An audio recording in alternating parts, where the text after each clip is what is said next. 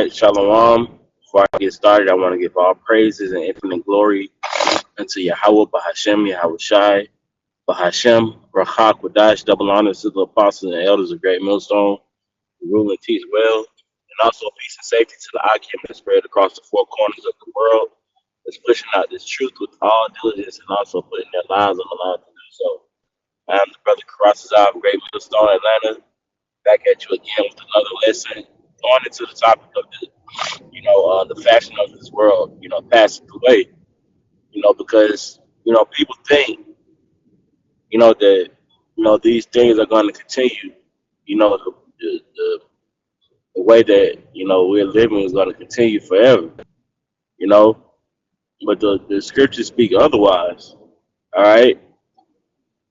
Esau, the so-called white man, is going to get snatched out of his rulership,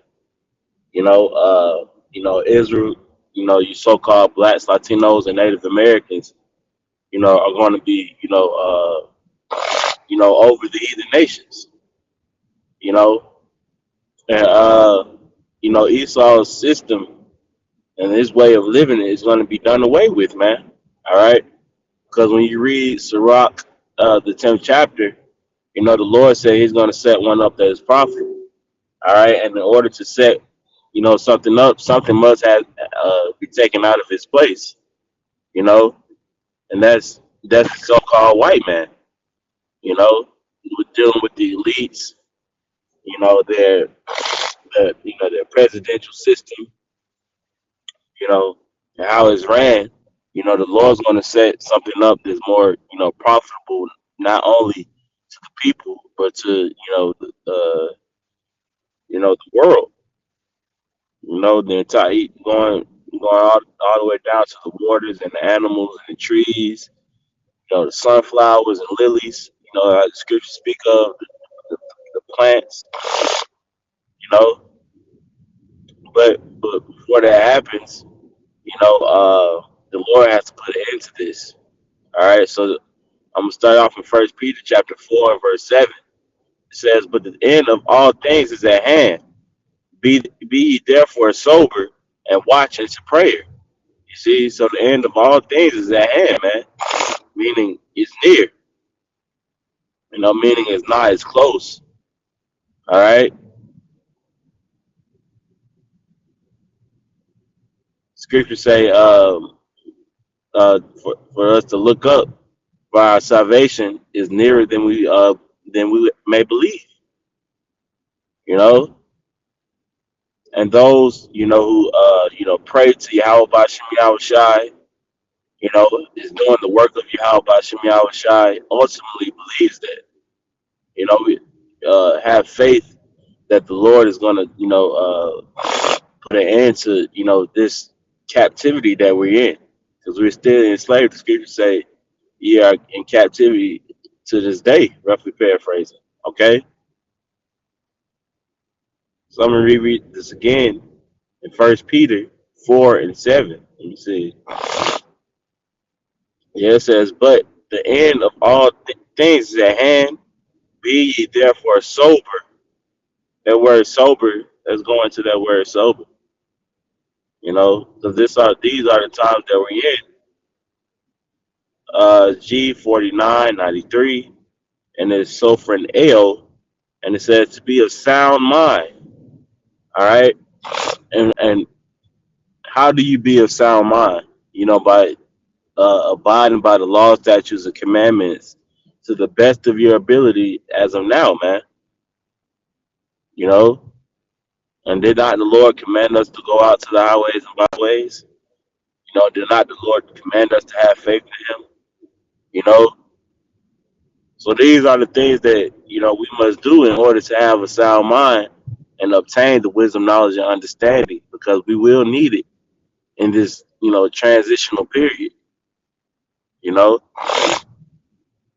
so it says to exercise self-control. It says to put a moderate estimate upon oneself, think of oneself soberly, Salakia, and it says to curb one's passions. You see, so the Lord told us to be of a sober mind. Is that First Peter 5:8? I'll read that. So like it says, be sober, be vigilant, because your adversary, the devil, as a roaring lion, uh, walketh about, seeking whom he may devour. You see, and that our adversary is the so-called white man. You know, Revelation the 12th chapter. You know, in the 12th verse. He comes down. You know, he'll come down knowing that because he have a short time. You know, but the scripture tells us to be sober, and have self-control. You know, understanding that the times that we're in, then this is not a time that we should be playing and lollygagging. You know, when it comes to Yahweh Bahashim Yahweh Shai. Okay, it says from there I'm gonna go to First Corinthians chapter 7, verse 31.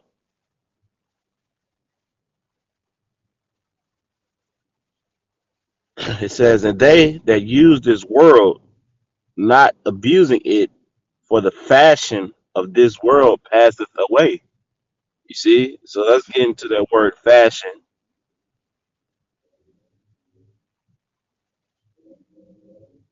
It's G4976 and it's schema.